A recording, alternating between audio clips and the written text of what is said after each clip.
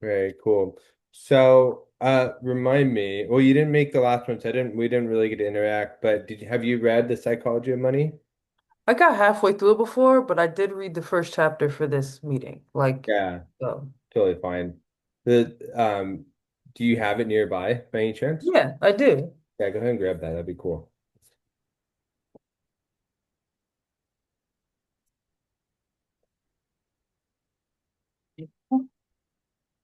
Got it. Cool. So I like, first of all, I think it's like super important.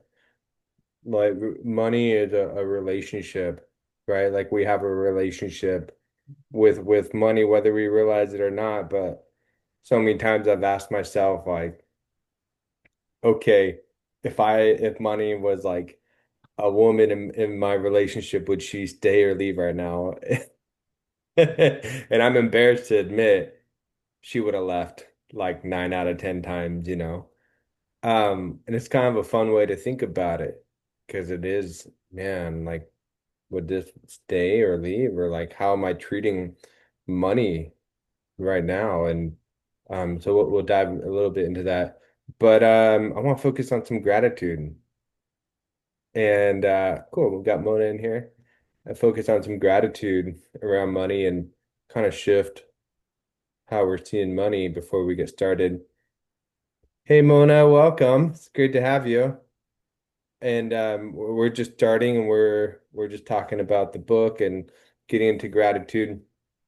Um, so I'll kind of go ahead and start. Maybe we can all go around, but I'm thinking of like how it has like what's something I'm grateful for about money. And for me, I'm grateful that there's something new for me to learn on my path because like it's such a personal journey with money, right? It's different for everybody. And that's one of the things I loved about chapter one. It's like we all have such a different interpretation and experience around money. So I'm grateful that I like really get to learn like what do I get to learn about money that's going to help me because I'm going to be gone. I'm going to be buried. I'm going to move on, go back home, go to heaven. And then, but there's something like intangible about the concept of money, whether it's an attribute. So. What's something you're grateful for about money? About money? Who, me? Hmm. Um, I'm grateful that I know where my next check is coming from. Yeah, yeah, yeah. That's huge. I'm grateful that I'm here in the States and I can start a business or get a job or do something I'm passionate about, join a company and be paid for that. That's huge. Definitely. Mona, you want to join us? Yeah, we would love to see you and hear your voice tonight. Um, to come on and join us. I feel something else I'm grateful for is that there's a lot more money now than there was even like 100 years ago, you know? And so I feel like we have a lot more opportunities to make money, like with grants or loans or whatever it is. And there's people that want to help. So that's pretty cool. Hey, Mona, Hey, thanks for, hello. you're in Norway. Yes, I am. Thank you for joining. What time is it for you? It's 12:13 or 13 past 12 in the night. Okay. Uh, Hey, you're a superstar. You're a super. So it's a little bit late, but I were curious. I wanted to join uh, your Zoom call. Yeah. Yeah, the book club. Thank you. So we're just talking about a few things that we're grateful for to help us kind of warm up and jump in. What's something that you're grateful for about money? Uh, the possibilities to earn them and use them. Yeah, Yeah. Uh, in this society, we need money so we can, yeah, all the things we need and to develop.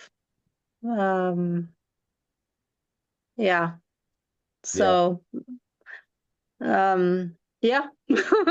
I just wake up because I had my alarm on. So, but I am awake now, but it was a little bit late Yeah, for me. And this, but, but there are so many possibilities with money.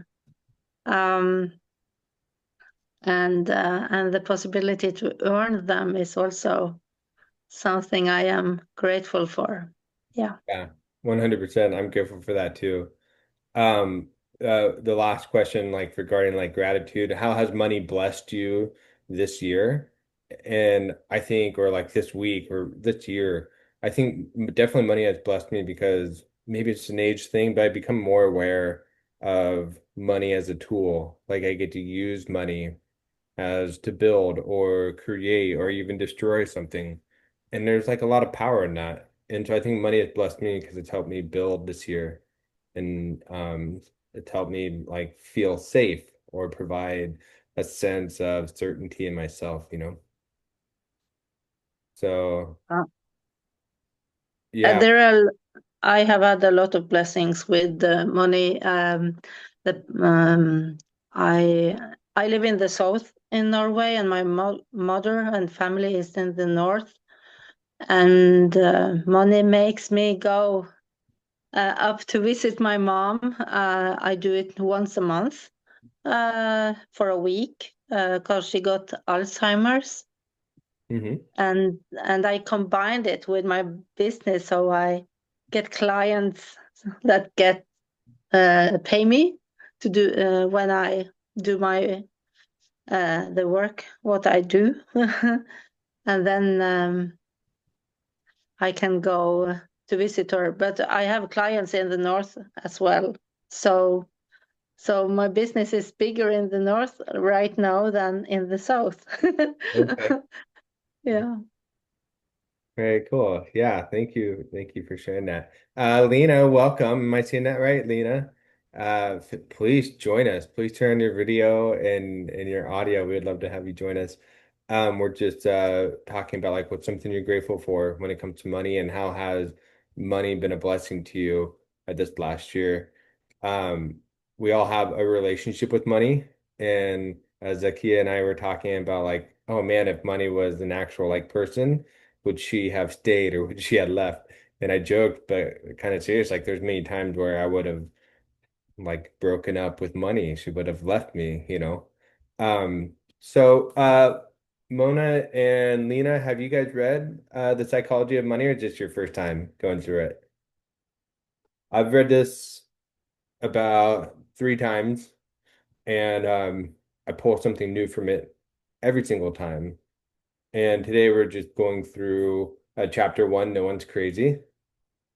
And I love reading this chapter because it's just such a good refresher. No matter like what level you're at financially, there's always something to learn. And it's not like a strategy on how to make more money necessarily, or it's not about what's happening in the economy, but it's an internal game. And so many times, like whatever we resist, we persist, right?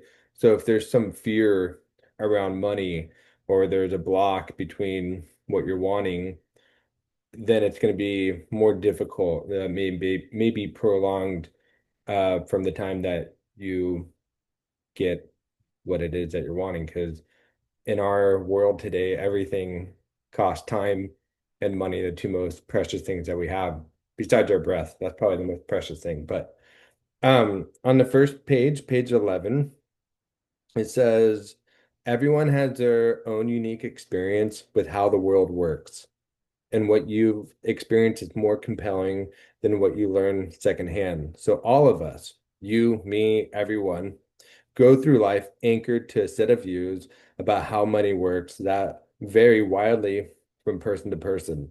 What seems crazy to you might make sense to me.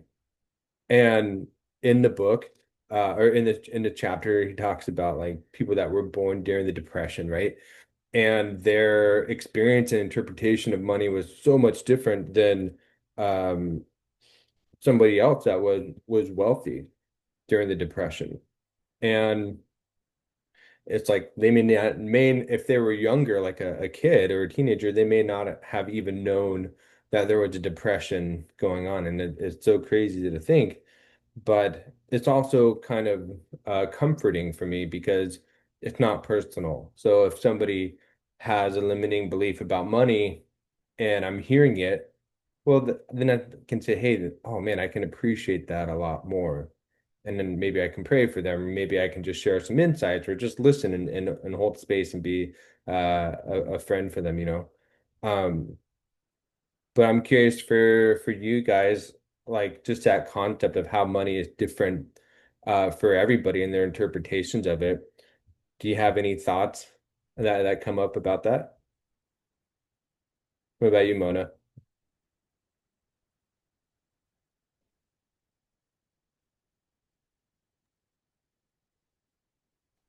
Um, I'm not sure. Um, I about money, how they work in my life, Sure, yeah, like or money, like we all think of money differently. I'm sure yeah. the citizens of Um, Norway think I about money different than the United States, you know. mm, um, it's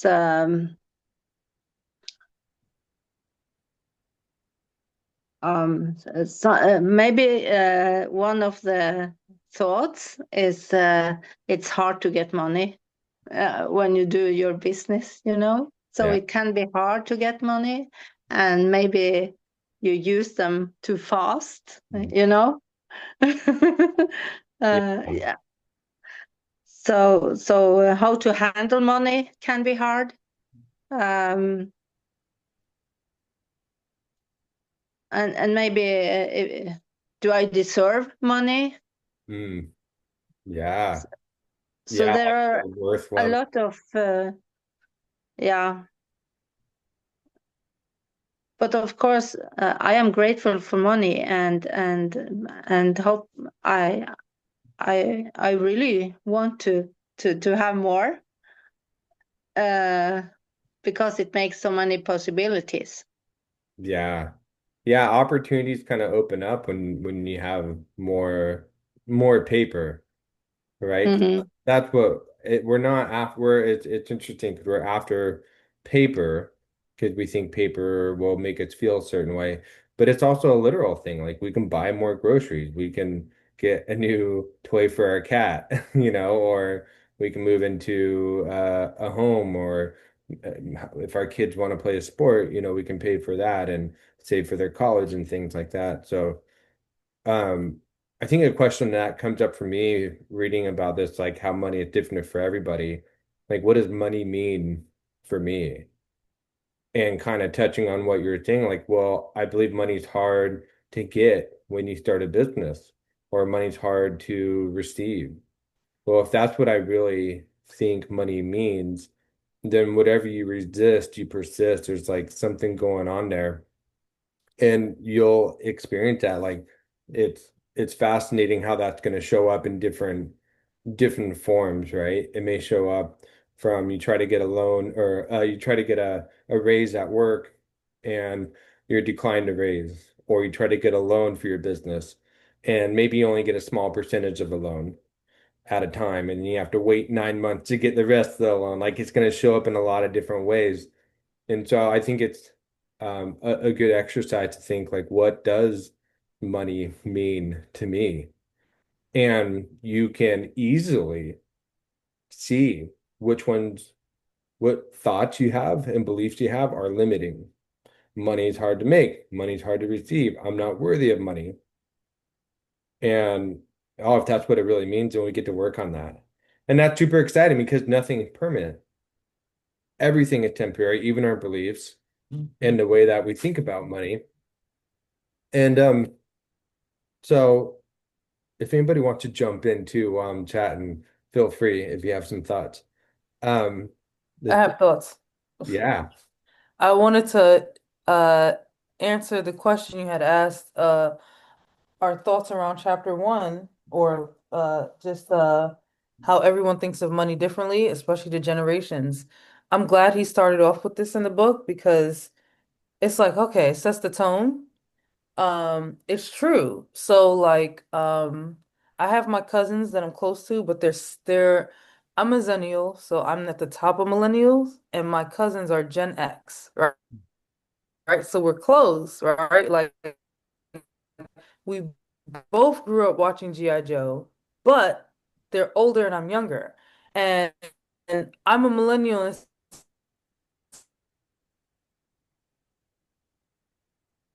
Uh-oh. sense that like my peers, right, when things were good. So going in and out, am I back? Am I Yeah, you're still back. You're back. okay? So my cousin, she's actually retiring in 5 years. Yeah, 5 or 4 years, right? And she has a pension. And she works straight through. And my brother, for example, he's like 45-ish. He was working in tech companies and all he had is he had the 401k, but he went from company to company every 2, 3 years because that's what they say we do as millennials. In order to rise in the ranks, you have to leave your job. So, uh, I have a friend who's Gen X and she's wealthy. She has, she has given me advice which I've kind of bucked against because I'm like, but that's not how things work now.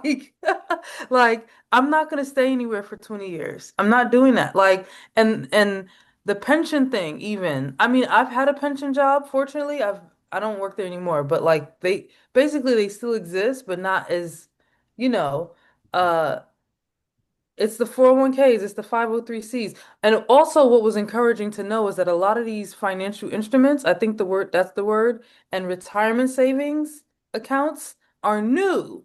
So yes, we are all figuring it out, but everyone is so sure that no, this is the way to go. You got to do it this way. You got to get a job with a pension. You got to work for the state or the government, which I was encouraged to do when I graduated college. My family was like, okay, now it's time to go work for the state. And I'm like, I did not go to college to work for the government. Like I was anti-government because uh I felt like it was very stiff to work. Like nobody at the DMV is happy. Nobody that works there is happy. I don't know if you have to be unhappy to work there or the job makes you unhappy. Either way, everybody hates it there. Yeah. So, um, but they can't, it's funny that that generation cannot fathom any other way. And it's funny because I can't fathom being somewhere for 25 years either. So, uh, nobody's wrong. It's just a matter of the times. So that was well put, and I really appreciated that. Yeah. Yeah, it sounds like you're kind of ahead of that curve with that wisdom, like being able to see like it's not personal, it's definitely not right or wrong, not black or white. It's just what works best, like with your personality and I know my like my parents or people of that generation definitely have more of a tendency to stay with a comforting, more security, more certainty, and that's great. That's perfect. That would drive me crazy. I'm definitely grateful for it, and I've been in that situation before, but I need to be more creative, and I don't like being told to do what to do necessarily. So there's a lot of confrontation there, but um, that's huge. That's beautiful. I'm glad you brought that up. Um, I think one of the things that will help us like the next 4 weeks as we go through this book is being clear on where we want to go financially, right? And you can share your money goal. You don't have to share your money goal, but I do encourage you to write it down. And I think it'd be fun to do a fun exercise. Fun to do a fun exercise. I think it'd be great to do a fun exercise to figure out like what is our financial goal that we want to reach. Like it's hard to get somewhere where we're not clear where we want to go, you know? So if that's $5,000 a month, Mona, what is the Norway dollar? What do you guys call it? Um, do you hear me? Uh-huh. Yeah. Norwegian crowns. The So $1 is about 11 crowns. crowns. Okay. Yeah, Norwegian crowns. That's such a cooler name than dollar. Um, we're boring over here. Uh, well, when we write it, when we just say an okay when we speak about our money with foreigners. Yeah. So it's an okay, but it's Norwegian crowns. So yeah. Cool. Lena, you can do this too if you're driving, do it in your head and write it down later. Go ahead and write down like a financial level that you want to get to. And don't make it ginormous. Don't make it like $1 million a month or a year if you haven't made 100 grand a year. Do something where just a little bit out of your comfort zone, but it's like, yeah, that's definitely doable. And sit with it this next week. So it could be I want an extra $1,000 a month, or I want to make $10,000 a month. And what's interesting about this exercise and putting this down is that when you write down, we'll say mine's $10,000 a month, right? So when I'm thinking about $10,000 a month, I'm going to feel anxiety or I'm going to feel sadness or unworthiness. And then I'm going to write down what those thoughts are. Because every time that we reach or that we make a goal, God or universe, whatever you believe in, it's gonna show us what's in the way so we can weed it out, kind of like a garden, right? And so when we make a goal, so many times what happens, this like I used to do this a lot, is I would believe the negative thoughts that would show up. Like I'm not worthy of $10,000 a month or $5,000 a month or even an extra $200 a month. Like it's not possible. I don't have time. I'm too tired or um whatever it is. And so it's important to write those down. And we get to use this space to really help each other kind of work through those. There's no judgment um, by any means. And so when you write down your number, put it on a wall, think about it. Because the truth is, it's not going to happen overnight. So let's use that to our advantage. And I think this is kind of where failure is our friend because if we're expecting and assuming that this is our goal and we want to make it happen in a month, we may be missing the lessons that life is trying to teach us about because it's not the paper, right? Like if I want to make this was a huge limiting thing about Ryan Koenig, was I was really impatient. So if I wanted to make $500 a month, I wanted it now. Well, I'm missing everything because now, give me. But if it was like, if my question shifted from how do I get this now to what am I supposed to learn or help me see what I'm not seeing, then I'm going to go a lot faster because I'm going slower. Does that make sense? Yeah, yeah. Now, I don't know if this was related, but I feel like it is. So I struggle with money goals because I have a hard time subscribing to the money game. Mm, Two reasons why. I'm a creative. I do art for the love of it. The idea of having to, and that's all I want to do. I have other gifts. I do administrative work and things like that. Now, I don't have an issue getting paid for my work. That's not the issue. It's in a in the world I live in, I wouldn't be trying to make money, right? Like we'd be farming for our food. That's how that works. Like you would hunt and you eat. The currency thing has I feel like currency has perverted whatever, life. And like even the term earn a living, you're already living, you don't have to earn it. So I struggle with money goals because of that, because it's like the numbers are so arbitrary. So I was telling someone, what's the difference between 300K and 500K? Right? For me, it's not, I guess I should aim for the higher number because it's higher. But to me, I don't think the lifestyle would be much different. The other reason my view is warped, and this may be a little controversial. Um, I grew up with my mother did not earn. My father earned, and then we prospered under his uh him working three jobs or whatever. So me earning money is so bizarre, even though I have earned money. Don't get me wrong, I've had m many jobs, and I actually enjoy working. I enjoy working a job. Um, but it's weird. I don't know, like me connecting to money in that way. And I don't mean to sidetrack the conversation, but I feel like it's coming down to that generational thing again, not just uh it's again, we're in a space where you can say, you know what? I want to be a content creator. People are making their own jobs now, right? And they're entertaining and they're getting paid for that. Not that I'm not a content creator. I'm just pointing out like I make content, but not as a living. But like so that whole money thing is starting to like open up where it's like you don't have to earn a living. You can actually do something you enjoy. People watch you and you get paid for it.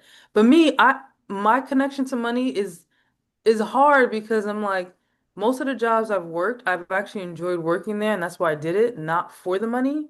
So me having to pick a money goal is like why would like however, now here's the problem is that because I've worked for joy, those jobs sometimes are low paying. So I've struggled, but I was happy to show up to work, but I've struggled and I don't want to struggle. So now it's like I have to put a price on things. And I am a solopreneur right now. Um, so yes, and again, I have no problem invoicing. Like I have no problem collecting money or charging. That's not the issue. But the fact that I have to do it is like I have to be very mindful like more intentional around this than I want to be. It's the system is not natural to Mm. me. Maybe it's natural out in the universe somewhere, but this was imposed and now I have to like make my personal connection. And honestly, I would just marry and then continue to do what I'm doing now, but my husband pays the bills because that's what I know. Like not even oh the hypergamy thing, but that's what how my father raised us. And my siblings had gone on to do the same. The wives, well, one of them, his wife doesn't work because it's a system they have going. Granted, housework is real work. Mm. Mothering is real work. But so my mother did work in a different capacity, but she didn't earn a living through housewifery. So this, I mean, I'm hoping by the time I make it to the end of the book, it'll help me connect better to Yeah. money. But I don't care about this. I don't care about this stuff. Like I only care because I have to. I have bills to pay, so I have to like go out there and like make that connection. So I Yeah. just want to share that. I don't know if I don't hope that wasn't a sidetrack thing, but No. Yeah, yeah, thank you for sharing that. I can definitely relate to that 100%. And I think it's a kind of a catch-22 because like what you said, I don't care about money, but I kind of do. And it's like, well, me neither until the bills are due and I don't have enough or I'm hungry, you know?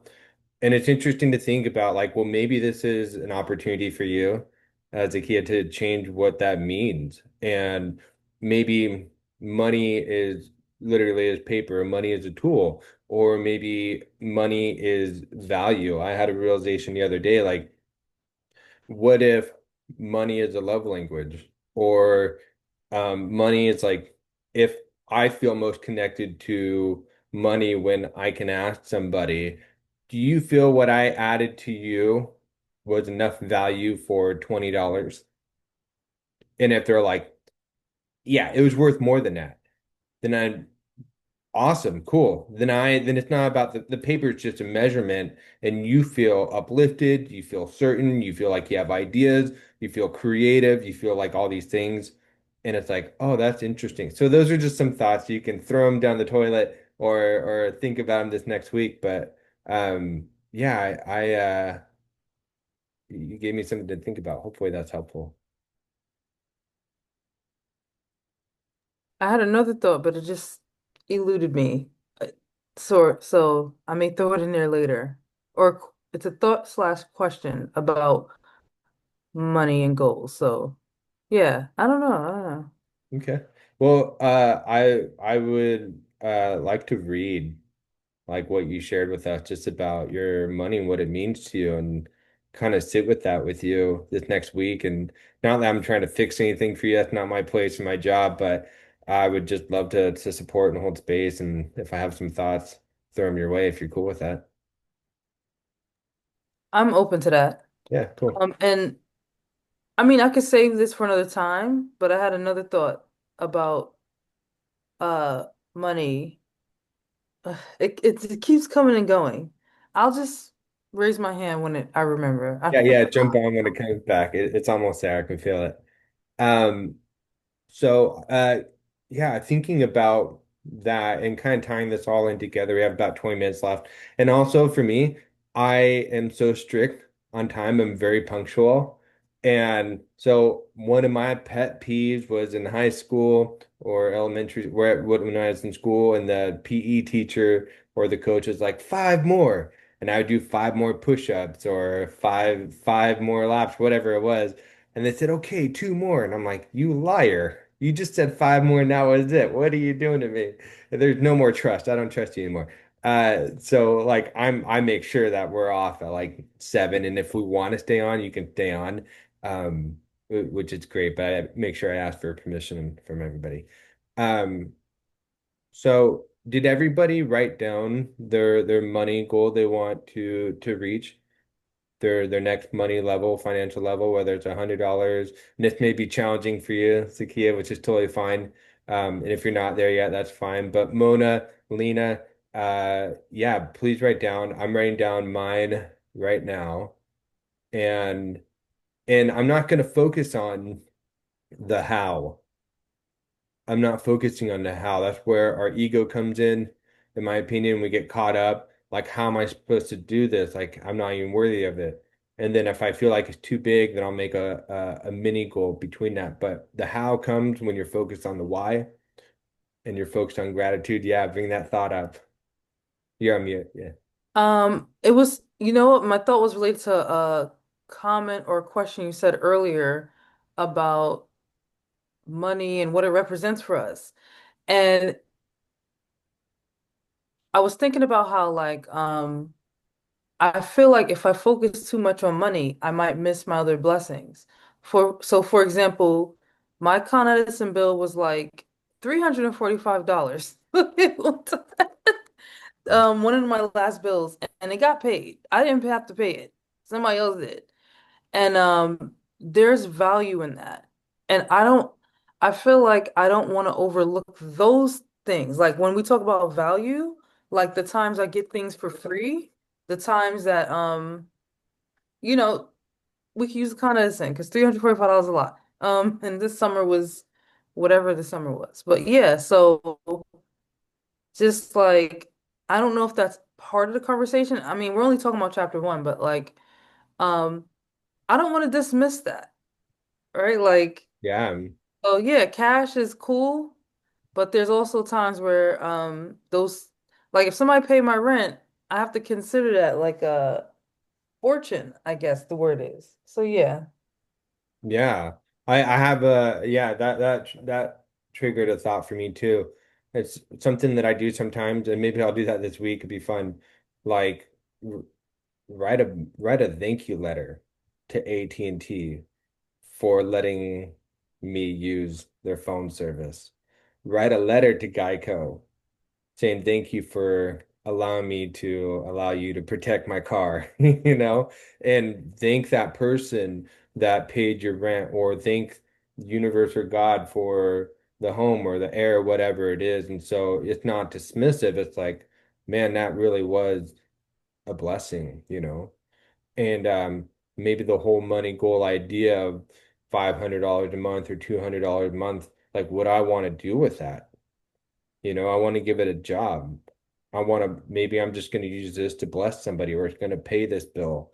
And each time I pay that bill, I will write a thank you letter to them, or I'll set aside and bless somebody else with it. There's a lot of power in that, like being the creator behind it. Mona, you've been quiet. I'm so grateful you're here. It's midnight over there. It's almost 1 in the morning, and it's so great. Yes, I've been thinking some because I know I have blocks considering money about and to value myself and and how much I will charge for the things I give to the clients. Mhm. Uh, and they believe in me, working with that, and am I able to like make $300 a month because I wrote because yes, of course, I have a kind of dream what would be perfect, but I also have to see what my days are like, Hmm. and it takes time to build a business. Hmm. Um, and I try to make my business at this. 28 years ago, I were in an accident, so I get money from the government, so I can pay my rent and some food. It's not much, but I live, and I am grateful for that. Yeah. But what I have discovered is this blocks, and in 2011, I started my new way, and I started to dream and having goals, and I have a lot of thinking about the money. And then I discovered money is not what makes me happy. It's just the possibilities. But even though, of course, I am grateful for money, so I lost the I've lost the focus of being on the yeah on this money goal, but I know I need it. If I really want to buy my own home, Hmm. and not rent, so other can. I of course I'm grateful for the people who have houses and apartments that they make people rent from them, but I really want to have my own home, so I really know that I can live here until I'm old. Yeah. Older. Yeah. You're younger though. Yeah. Yeah, So this is thoughts I had uh, when you were chatting about this because I recognized these blocks definitely. within, and do I deserve it?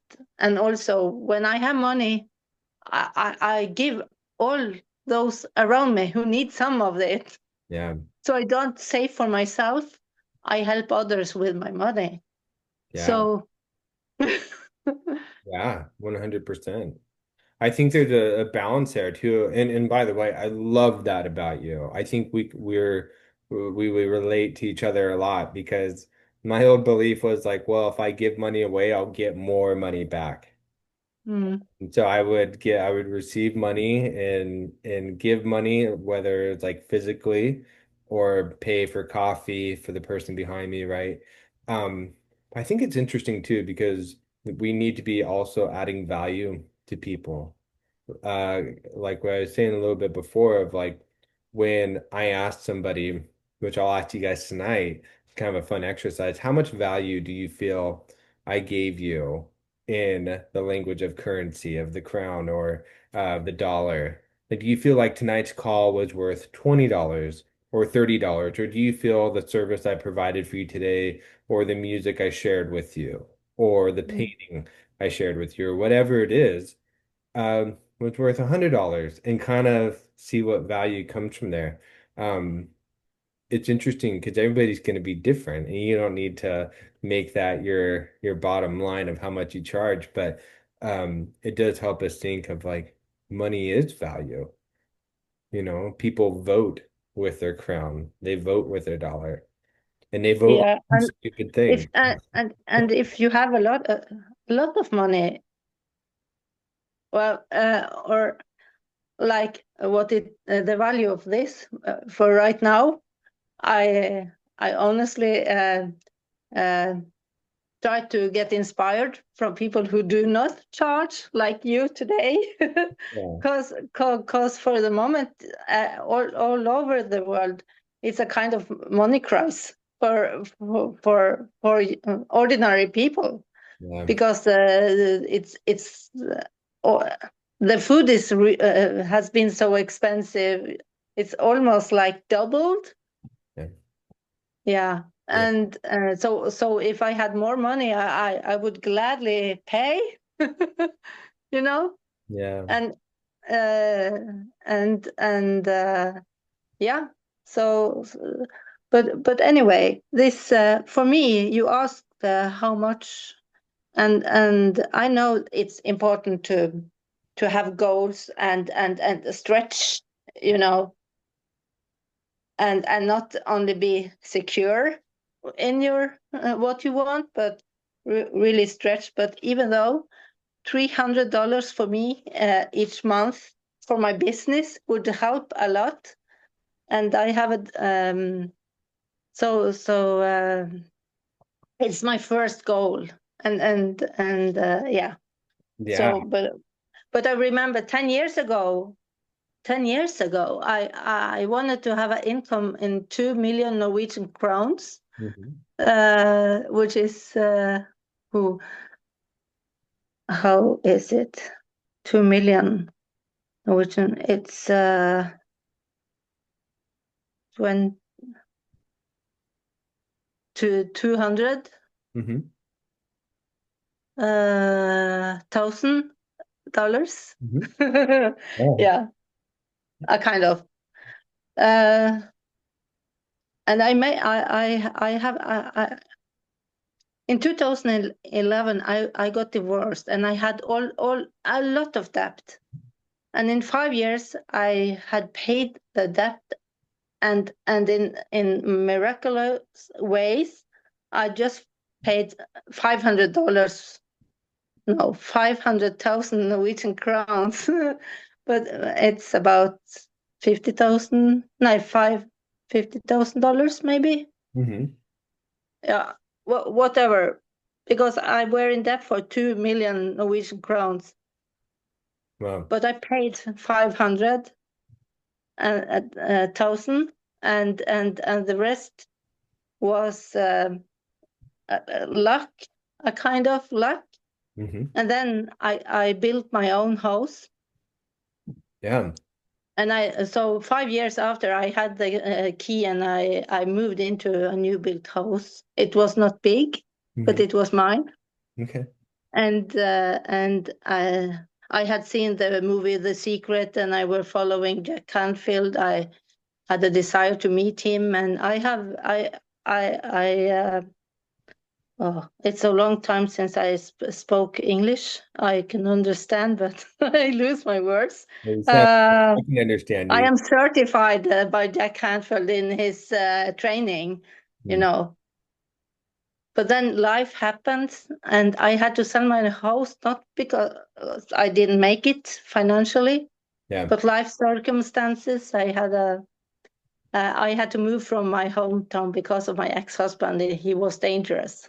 Oh, okay. So when I sold the house, I was crying because I had managed so much, you Mhm. know. And Yeah. then we moved, and my daughter had her problem. So for 3 years now, I could almost not work because I had to take care of my daughter and her health. But Mm. she's much better now. So now I am in progress, and you are one of the Oh, lucky guys who want that I well, follow right now. I'm honored. Yeah. Yeah. Thank you. So, because I think it's interesting when people grow, and I like entrepreneurs and to be inspired. Yeah. So, but I really want to come back to that, but not to be exhausted, but I really want to be on the road again It's and a big take the steps. yeah. Yeah. Yeah. That's great. Oh man, thank you for sharing that. That's beautiful and definitely heartfelt. Um, I think we have about 7 minutes left. I'm sorry it's taking so much time. No, no, no, no apologies at all. I want to make sure that everybody uh can share like what do you feel has been your biggest takeaway from tonight's call? Zakiya, you want to jump on?